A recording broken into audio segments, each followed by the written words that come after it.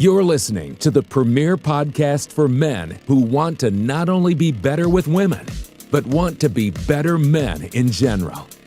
This is the Come On Man podcast. And here's your host, Paul Bauer. What's up, everybody? Welcome back to another week of Come On Man.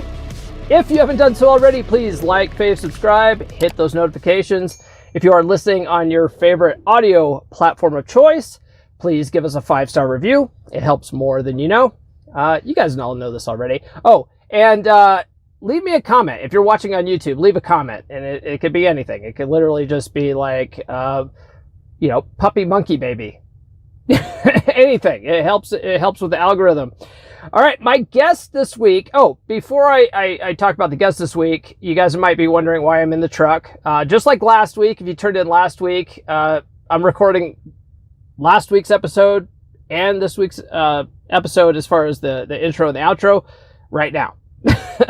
The swamp cooler in my house is broken, and so it is like epically hot in my house. It's too hot to actually sit there and record the intros and outros. So I'm out in my truck where it's nice and cool, nice and air conditioned. So it is what it is. Show must go on. All right. My guest this week really needs no introduction. He is John Sonmez, better known worldwide as Bulldog Mindset. He's one of the biggest names in this space. He was nice enough to come on the podcast. I reached out to him on Instagram, and he's like, yeah, man, I'm down. Let's do it. So I didn't know this about him, but he became a millionaire at 33, and that was the lowest point in his life. Like, what? What? Anyway, fascinating story. John's a fascinating man. You will love this episode. Stay tuned. I will bring you that conversation right after this. Hey guys, real quick, the sponsor this week is Duke Cannon. You see this right here? It's their liquid proper cologne. And I've been using this for a couple of years now, and I have yet to find a woman that doesn't love it. It's really inexpensive and make you smell manly as hell. They don't have as many options as they used to, but right now I currently have one for every day of the week. I'm not kidding. This one right here, Lincoln, is my Friday cologne. My Saturday cologne is called Grant. And together, they get the job done, if you know what I mean. Visit duke.comeonmanpod.com or click the link in the description, and you get free shipping on orders over $25. Clicking the link says that I sent you, and you get free shipping. Win-win. You can't beat that, guys. I would call this liquid panty dropper, but I don't think Duke Cannon wants me to say that, so I won't. All right, joining me this week is John Sonmez, better known worldwide as Bulldog Mindset, whose mission in life is to become the best version of himself, and he is teaching other men to do the same thing. John, thank you for joining me today. Yeah, no, I'm glad to be here. Thanks for having me. Yeah, no, it's a real pleasure. So I was looking at the About section on your website, bulldogmindset.com. Are those legit pictures of you? Yes, that is me. It's funny. My girlfriend always jokes about the many faces and shapes of John Sonmez. I have all these different looks, but yeah, I was the fat dorky guy in those pictures at one point. I was looking at them, like, there's no way if you plug those into Google Images that the photo recognition would say that it was you. Yeah. No, it's crazy what can be achieved. I think that's one of the things that I tell guys all the time. And that's also why my mission is what it is because, hey, if I can do that, you just don't know what the potential is. Sometimes I hear these guys on the internet, kind of this black pill kind of, idea and mindset. And I'm like, wow, you guys I'm not even really trying to sell you anything. I'm just trying to help you understand that it is possible, because I know. So, yeah, I never understood those guys. I don't know about your upbringing. I mean, I know your history from your About section, but growing up, I did martial arts when I was a kid. I was really fortunate. My sensei was an Army Ranger, and he was very big on mindset. He was very big on being a leader, on not being a follower, on you can do anything, if you put your mind to it and stuff like that. And when I joined the military, I had dinner with him before I left, and he was like, look, boot camp is just a mind game.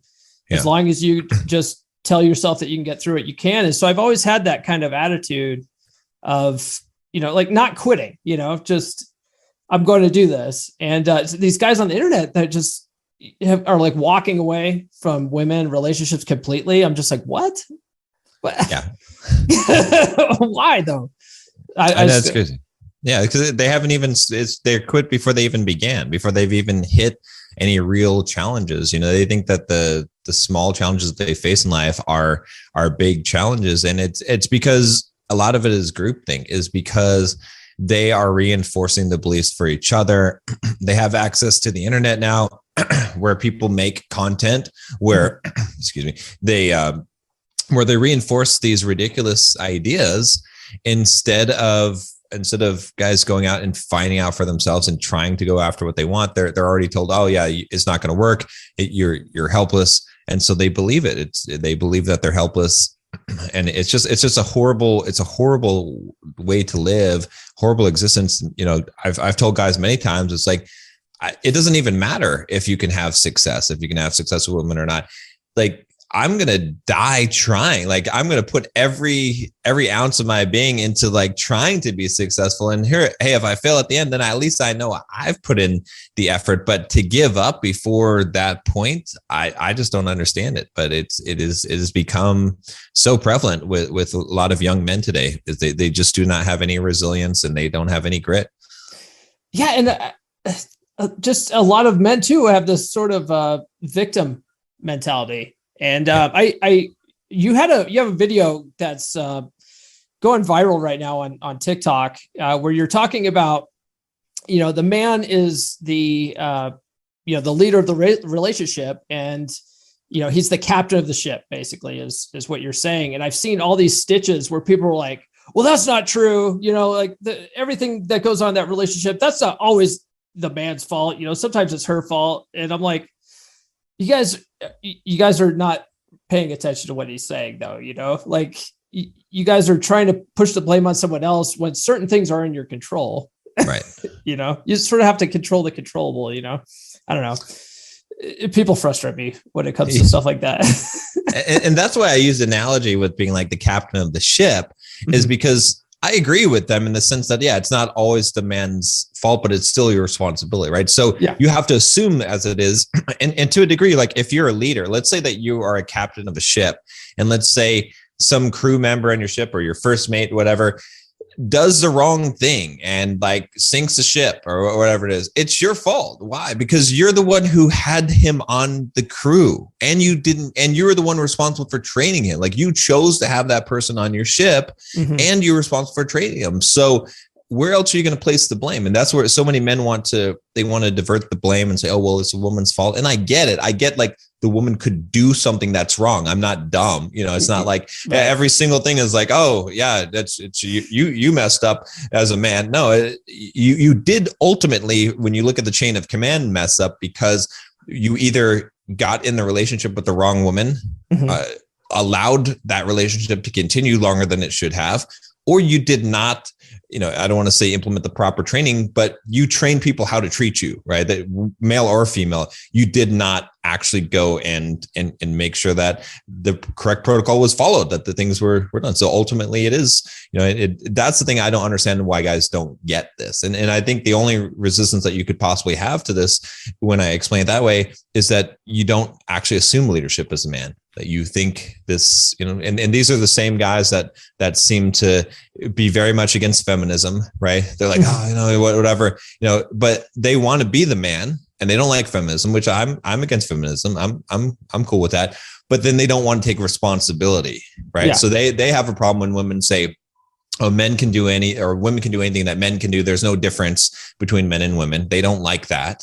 But then when I point out the difference and say, well, the difference is that you're the responsible, they don't like that either. So, I know. It's no win. It's like it's no win theater, because when you tell them like you need to be the leader in the relationship, and women tend to like that. They like men to be the leader. They're like, well, why do I have to be the leader? That like, dude, what do you want? Exactly. Well, yeah. Let's go back to old nerdy John. Yeah. So you didn't start off as this like badass motivational speaker. You were a software developer. How did you get into software development? Yeah. So, I mean, when I was young, I liked playing video games. And so I always wanted to make my own video game. That sort of put me down that path. And then I was all into computers, geeking out on computers and stuff like that. And I think that my first exposure was I was in a class in school, and they had like Apple IIe computers and basic programming language, 10, type 10, print hello, or that thing. And I was like, this is the most interesting thing I've ever seen in my life. Like, I can actually make this computer do things. I was just so fascinated by it. I remember making my own games. I had this little floppy disk that I would carry around that had my software that I had made on there. The 5 1/4. Like exactly. Yeah. The big floppies. Right. And it was just to me the coolest thing ever. Right. So I thought, I'd love to be a computer programmer. And to this day, I don't think any kind of experience in life really compares to, being a computer programmer is sort of like being a god. Like, you're creating a world, you're creating an entire rules system and everything. And it's so creative. It's like being a writer in the sense that it's to me, it's the single biggest act of creation that we can experience. So it was really just a very fascinating thing for me. And that's what got me into it was the love of the creativity of it. Got it. Okay. That makes sense. So you ended up creating an app, a whole business, some courses, and then you retired as a millionaire at 33. And this was your lowest point in your life. Like, like most people's dream, I would say. Yeah. And the thing is, well, isn't there this quote? I forget exactly who says the quote is like, the worst thing that can happen to you is to not get your dreams or to get your dreams. Or like it's basically that, something to that effect, right? Paraphrasing. But what happened, and this was a life lesson that I try to teach people today, is because it's one that you don't want to have to go through in order to realize, because a lot of people, they could spend their whole life seeking after what I was able to get early on and then have wasted their whole life. And so I had this dream as a kid, as long as I can remember. I just wanted to buy my time back. I wanted to be free so I could play video games. Right. Right. Back to that theme. Right. Just I wanted to play video games all day, drink some Mai Tais on the beach, do whatever I want to do with my time. I didn't want to have to work. And so, very early on, I started working towards that goal. I started buying real estate, investing in real estate. I bought my first house when I was 19. At that time, I didn't quite know what I was doing, but around 21 or so, I figured out a strategy, and I was like, I'll buy a house every year. I'll retire young, and then I'll be free. And so I really worked towards that goal. I devoted so much effort towards achieving financial freedom. And so when I finally reached that at 33, I went to Hawaii. I was going to kind of live in Hawaii. So I went there for 2 months to check it out. And my plan was just to play video games and sip Mai Tais on the beach. And I was more miserable than I had ever been in my life. And the biggest reason why was because my whole life was built around this goal, this mission that I was trying to accomplish. And now it was gone. So I lacked purpose. And so what I realized from that was that it's not what you get, it's who you become that's important. And you have to have purpose. And without purpose, life becomes meaningless. Even if you could just playing video games and doing whatever you want doesn't give you meaning. It doesn't give you purpose in life. And so I couldn't even do it. I spent maybe 1 day or 2 days. And then, I spent a lot of time in contemplation, thinking about things. And I realized that goals I was setting for myself. And I realized that it happened in the past. I remember this one time I did this 3-month body transformation contest, right? And for 3 months, I lived and eat and breathe, eating the right diet and running and walking. And I did this huge transformation, and I won the competition. And I was so miserable the next day. I went to Cheesecake Factory and binge eat and like lost all the progress, a month worth of progress in 2 days. And I was so miserable. And it was because I was so focused on this thing and I had lost this thing that I was focused on. And so I started thinking about these things, and I started to realize, I started this new philosophy that I developed in life, which I realized that don't set goals based on what you get, set goals on based on who you become in the process. So instead of setting what I had done wrong in life, and so many people do, is they set this goal. They're like, all right, well, when I become a millionaire, when I become this, when I get this girl, whatever it is, then I'll be happy, or that's the thing that I'm after. And that's not what you're after. The goal simply exists to plant a flag in the direction of personal growth, because that's what actually brings us fulfillment in life. Tony Robbins is famous for saying, if you're not growing, you're dying. And it's very, very true. And I didn't realize that until I started dying, because I stopped growing at that point, and it ended up making me miserable. But now when I set goals in life, I set a goal not because of what I'm going to get at the end of it, but because it gives me a direction to strive for. And when I reach that goal, then I know exactly what my mission, my purpose is. It's to set the next goal that's further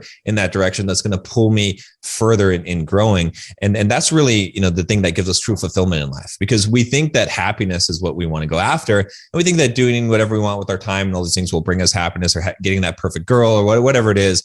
And that's not true. Instead, fulfillment comes from actually growing. And we always have to be doing that. Just like a shark always has to swim, otherwise it drowns. It's the same thing. If we're not constantly moving and growing forward, we drown. Got it. Yeah, that reminds me of something. I had a guy IM me on Instagram yesterday, and he said that since his wife passed, or his wife divorced him, that's what it was. She didn't pass away. Since his wife divorced him in 2020, he's basically, he feels like he has no direction in life, and he doesn't know what he wants. He doesn't, basically he doesn't have a purpose, is what I sort of came up with.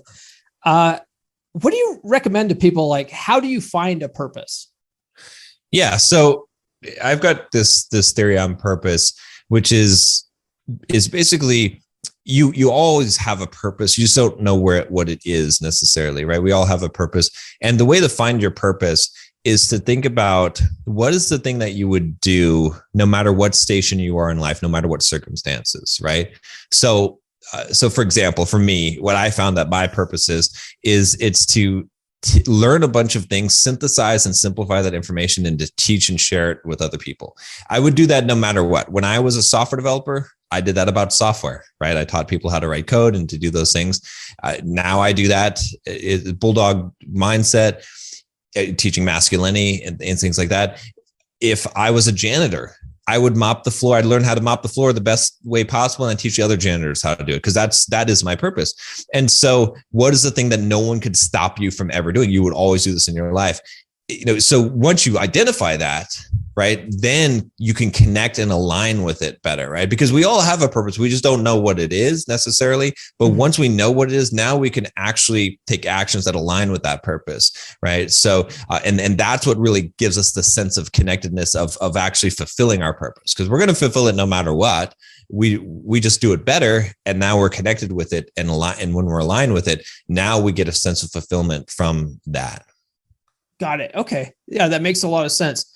So while you're drinking Mai Tais on the beach at your lowest point, you eventually found books on like Stoicism, Law of Attraction, went to Tony Robbins. You already mentioned Tony Robbins, Date with Destiny. Then you read some more books on finding your purpose and sexual dynamics. So let me ask you, how was Date with Destiny? Because I sent my ex-wife to that. She begged me to go once, and she came back like, all hyped up. She wanted to be a life coach, which I thought was crazy because she was a mess, but like clearly it had a powerful impact on you and what you're doing now. Yeah, it was a really interesting experience because, well, interestingly enough, my ex-wife actually was the one who signed me up for it. Because I had been reading Tony Robbins' book, and I was like, I don't really want to do this. Like, it was expensive. It was really expensive too. Plus, I had to stay over there, and I had to miss days from work on the business. But I was like, you know what? It's already paid for. I might as well just go down there. They do have a refund policy too, if you don't like it. So I went there, and the first day I got there, I showed up with my laptop because I'm ready to take some notes, because I'm ready to do some personal development and like see some presentations and learn some stuff like most conferences I go to. And people come out dancing. And I was like, what the heck? I had to put my laptop under my my chair, and then like they're like get up and dance, and then like we're dancing, we're hugging people. I'm like, all right, I'm a software developer by training. Like this woo-woo stuff, no. I don't think so. So I was getting ready to leave, and one of the coaches there was like, hey, he's like, you know, before you leave and do the refund and all that stuff, it's not a problem. I mean, you can do that, but why don't you you're already here. You already like took the time off. Like, why don't you just try and play full out is what they call it. Just go full out on this thing. Like, what if you have to lose on this? And if you still don't like it, whatever, you could get a refund. It's fine. But what if you just embrace this and just tried? And I was like, you know what? That's not incorrect. That's, you know, I had already, as I was reading a lot of the books and stuff, I was like, you know, I read, Napoleon Hill's, I forget the name of the book now. Think and Grow Rich. Yeah, Think and Grow Rich. And then the first 2 times I tried to read it, I threw it in the trash can. But the third time I read it, I was like, okay, I can accept some of these. And the reason why I kept reading it was because I kept on talking to millionaires, and I kept on asking them to recommend a book, and they kept on saying that book, and I was like, all right. There's something to this. Yeah. It's like I learned this thing. It occurred to me. I was like, you know what? If you're ignorant, you have no way of detecting it, right? It's sort of like Princess Bride, like that iocane poison that you can't smell, you can't taste it, right? It's like, so the very definition of being ignorant is that you're unaware. So you cannot detect your own ignorance. It's impossible, right? So the only thing you could do is say, if people are more successful than me, then they might know I might be ignorant. And so you should always assume that you're ignorant when you're dealing with people that are more successful. It's not always true. But that's the only, so I was like, so that's what got me to read that book. Mm-hmm. And it was kind of the same thing started playing in my head here. I'm like, okay, this seems like woo-woo kind of crazy stuff, but you know, there's a lot of successful people here, really successful people here. So I did it. I played full out, right? I danced around, hugged people and and screamed and yelled and did all that kind of crazy woo-woo stuff.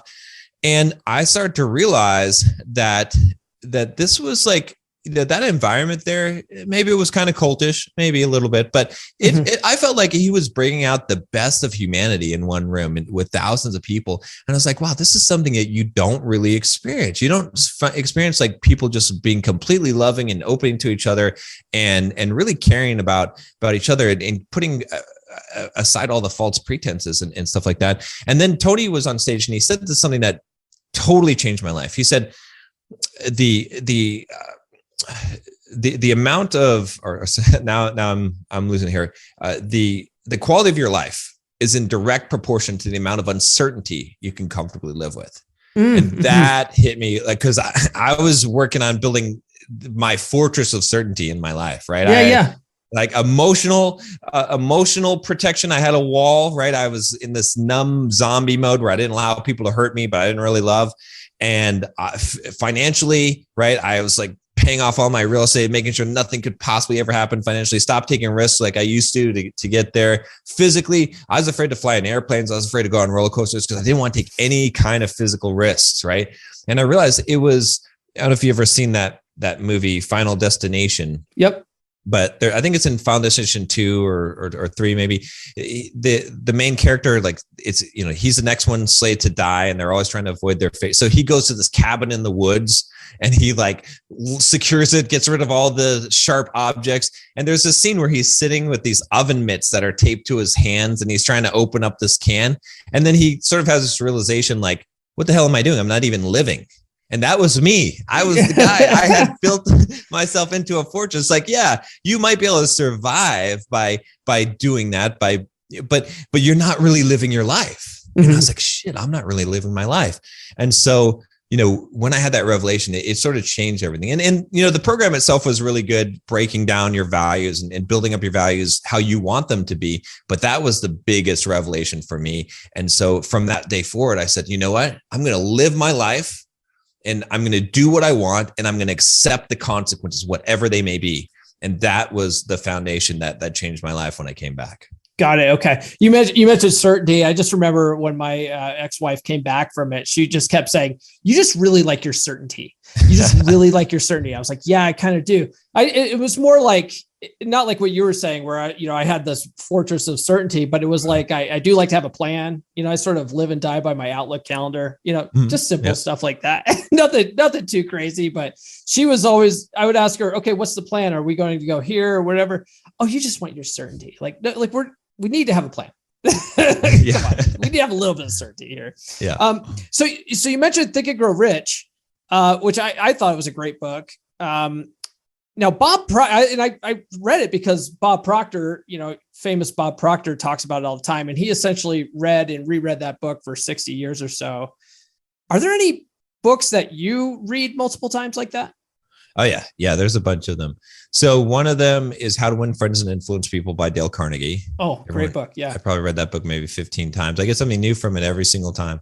It's just amazing. And that book totally changed my life. Completely changed my life. Another one is The War of Art by Stephen Pressfield. I've heard of that one. I haven't read it though. It's a really, really good book. If you're struggling with procrastination, which is every human on this planet, that book really, it personifies procrastination as this entity called resistance, and he's very poetic in his writing. He was a fiction writer, he is a fiction writer, but it just really is very impactful. It's a very artful book. It's short too, and I've gone through it multiple times, probably maybe 15 or 20 times, the audio version of it. Trying to think what else ones that I've repeated multiple. The Ryan Holiday's book, The Obstacle is the Way. That was when I was first absorbing Stoic philosophy. Definitely was a big one that I repeated a bunch of times. Man's Search for Meaning by Viktor Frankl. That book is basically demolishes the victim mindset better than anything else, I think. As a Man Thinketh by James Allen, also very, very good short book written in, I think, 1930s, something around there, but is all about mindset. Gotcha. Have you read Extreme Ownership by Jocko Willink? Yes. That's Excellent. a good one too about ownership. That one's nuts too. Like if anyone out there reads it, he's got some pretty graphic war stories in there, and then he takes you from the war experience where people are dying to the boardroom.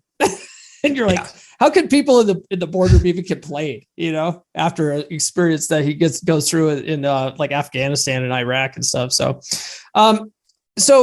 Think and Grow Rich. It's a law of attraction book. And you mentioned law of attraction on your website. Are you a believer in law of attraction then? Yeah, I believe that it works. I don't know what the mechanism is. The same thing with affirmations, right? In fact, the best description I heard of it was, what's his name? The guy that wrote the Dilbert cartoon. He wrote a book called How to Fail at Anything and Still Win Big.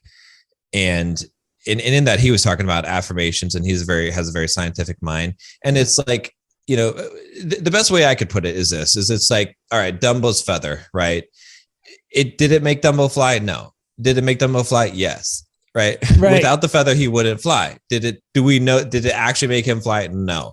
But without the feather, he wouldn't fly. So it doesn't matter. One thing, life philosophy that I sort of developed from this is it's more important to have effective beliefs than true beliefs. Okay. Right? Because we always try to say, is this true? Is this not true? It doesn't matter. If it's effective, then believe that thing. Right now. Is it possible that law of attraction is total BS and it doesn't actually do anything? There's no cosmic thing. It's possible. I get that. But you know what? When I think about things and I focus on those things, and I believe that by thinking about those things, that those things are more likely to occur and bring them into my life, it works. Yeah.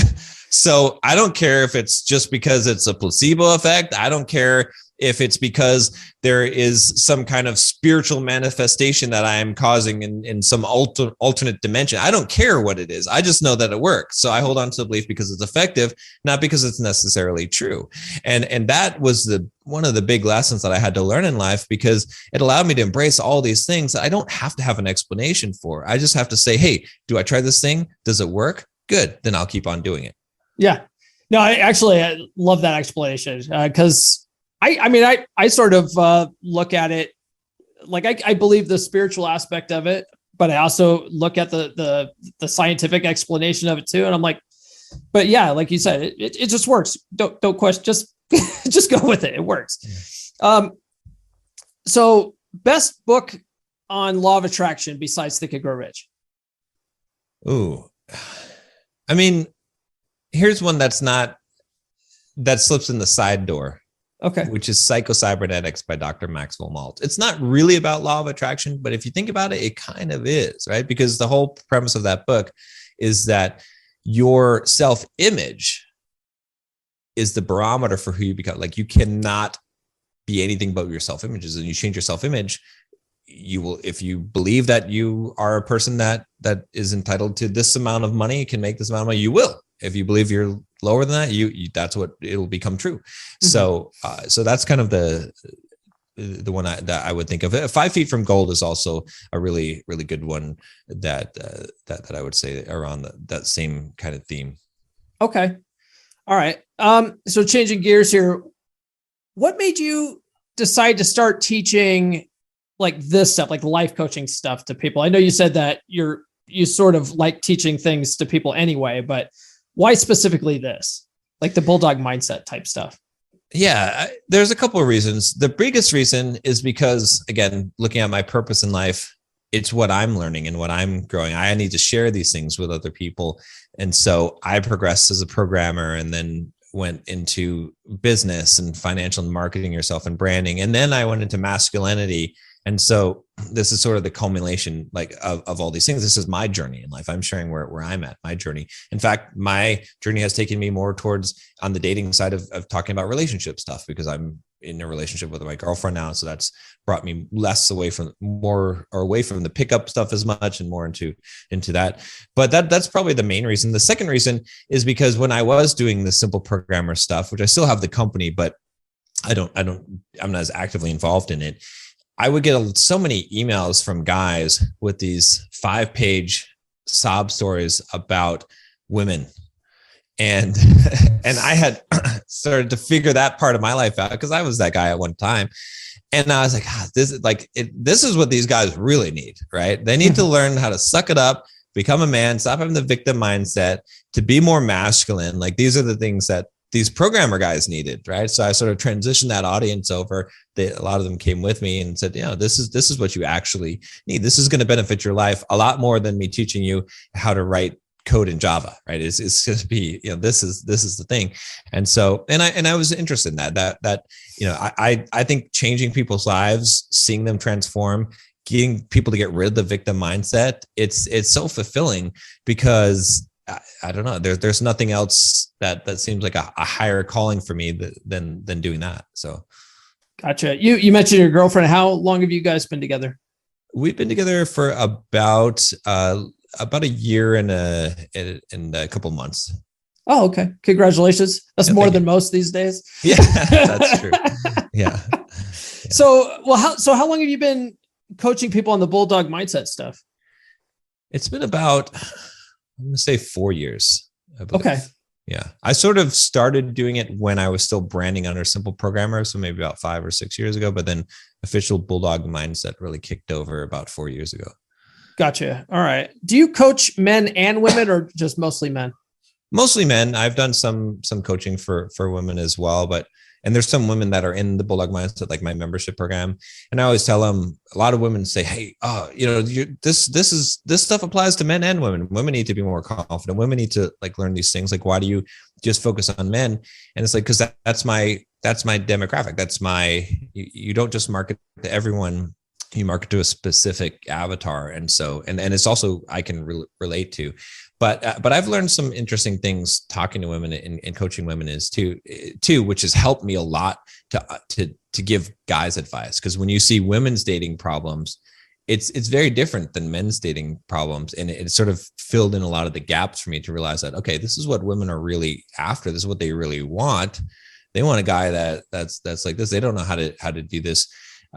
And then so, it's helped me to tell guys how to look at things from a different perspective. Because so many guys, again, in the space, on masculine development, it's so negative. It's so much hatred towards women. That's not the way. That's not, it is a very, very bad way of thinking. And, seeing both sides of it and perspective has really helped me to gain perspective. Yeah, that makes sense. So what would you say that women struggle with the most? The biggest thing. So most women, all right, whether they admit it or not, are looking to have a strong man that they could build a family with. They want a leader. They want someone to take care of them. They want to be able to be feminine, right? Women do not need to go and have sex. They like to go out and find guys. They could do that anytime. It's not a problem, right? So they don't value that. They value finding a guy that is actually worthwhile and getting commitment from him. Women don't want to date 500 guys. They want to date one guy. Most women, if you ask them, if they're being honest with you, they'd say they want a committed relationship. That's what they're after. Most guys would say, I want to have a harem of women. I want to have options. That's what most guys would think that they want. It's probably not the most fulfilling thing, but when you look at what women want, that's what they really want. They want this unicorn of a guy, just like men want a unicorn of a woman. But the unicorn of a guy for women is a guy that does not tolerate disrespect. It stands up for himself, has a backbone, is a leader, is a man, is masculine, but is also extremely kind and gentle and loving. Very hard to find, because a lot of guys figure out, oh, I know how to get women. I treat them like shit. I don't tolerate any kind of disrespect. And to a degree, that's right. It does work, right? That does work. But for short term anyway. Right, exactly. But they're missing the important thing. They don't know how to love. They don't know how to be romantic. They don't know how to become a seducer, right? Because we've lost that, right? Even in the pickup culture, in the hookup culture, in the whole red pill and all this stuff, and the MGTOW and all this stuff, what we've lost is, remember the old, the seducers, the womanizer seducer guys. That is actually the most effective thing, because that's what women really actually want. They want a guy that can actually seduce, not just a pickup artist, but a guy that actually makes them fall in love in one night, right? Something like that. That's what women are looking for. Yeah, that makes sense. Would you say then that like men, once they get into a relationship, like their biggest struggle then is maintaining attraction and like being that seducer type then? Because I feel like a lot of us were raised, by Hollywood. We put women on pedestals, we give them flowers and stuff like that. And so when guys learn that that's not the way to go, they go in the complete opposite direction and just become a complete douchebag. But there is, you don't have to do that. You could be a gentleman. You can still, be the leader, not, have good boundaries and stuff like that, but then also know how to be attractive, how to seduce her so that she wants to be around you all the time. Right. Right. Yeah. And that is a struggle, is because a lot of what I advocate for guys, they're like, oh no, that's blue pill, nice guy stuff. And I'm like, no. It's only nice guy stuff if you allow yourself to be disrespected. If you have a woman and she treats you right and she respects you and she's good to you, you should treat her better than any person on the planet. You should buy her things and take care of her and stuff like that. It's only a problem when it's unrequited, when she is disrespecting you, when she's taking advantage of you. And if you do treat a woman really well, she will try to do that. I promise you, because that is in her nature, to test, to see, are you actually a real man? But if you do have a backbone and you don't tolerate disrespect, if you're willing to walk, if you're like, hey, look, if you treat me right and you respect me, I'll be the best guy you've ever. I will treat you better than anyone in your entire life.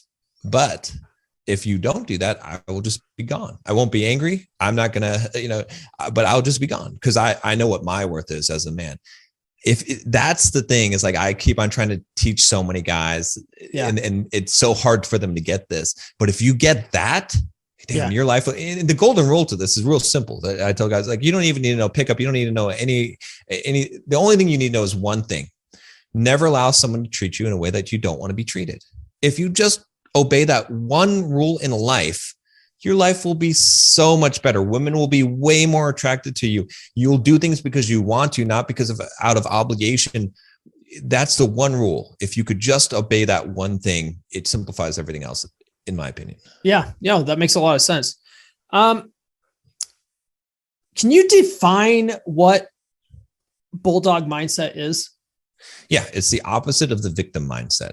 That's pretty much it sort of came from this idea that when I was doing the simple programmer stuff, when I'd make videos, a lot of people from my audience, they would say, how do I get that Bulldog mindset that you have?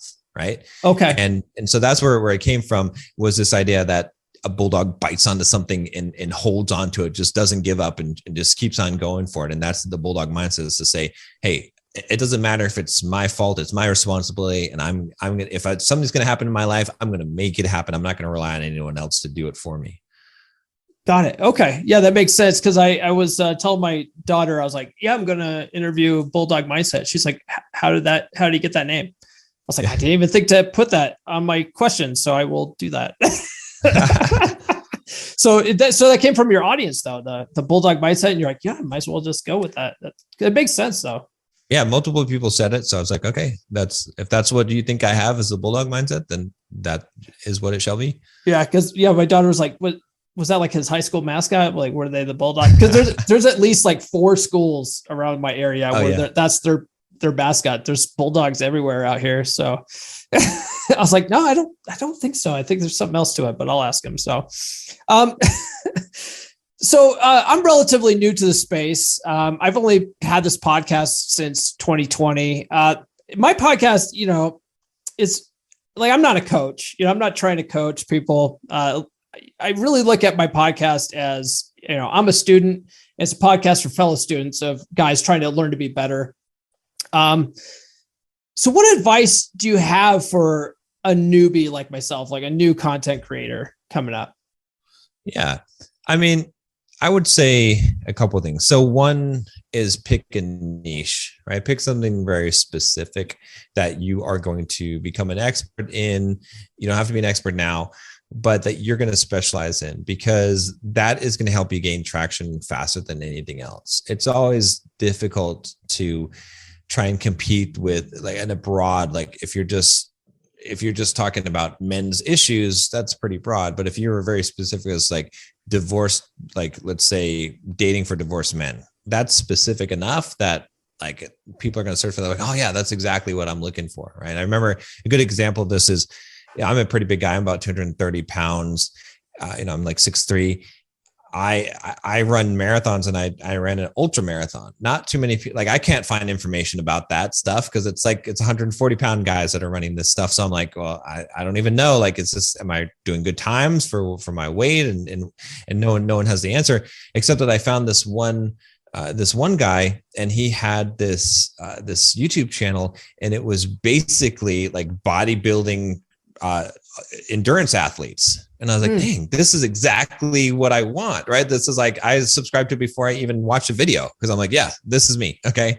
So the better that people can relate to you, that you're more specifically niche down, the better it is going to be. The second thing I would say is just be authentic and transparent. In this world of fake, people hate that. They want someone to just be authentic and transparent. You make a mistake, you goof, so what? Just let it all out there. Let people know about yourself, and don't try and be better than anyone else. You have things to teach. That's great. Speak with authority for sure. Like don't speak in a way that you seem unsure, but at the same time, just be transparent, just be genuine, be who you are, and people will appreciate that. Okay. Yeah, I appreciate that. So 3 questions here about your TikTok videos. Yeah. Do you outsource the editing of those? Yes, definitely. Yeah. Oh, okay. Do you happen to know what software is used to make the captions? Because those are awesome. I don't know the software, but I could put you in touch with my editor, the team that does it. I'm just curious about that, because I've seen that specific type of style. Because like when you're speaking, it's real clipped down, but but they have what you're saying, popping up, and then they have little emojis and stuff. And I'm like, man, that would be awesome if I could just run my stuff through something and it just pops that stuff out, and maybe I just make some tweaks. But so I was just curious about that. In some of your videos, you talk about, being an alpha or whatever. If I ever do videos like that, I inevitably get some dork in the comments citing that wolf study that somehow disproves alpha beta dynamics. What do you say to people like that? It doesn't matter. It's a concept. I don't even like the word alpha.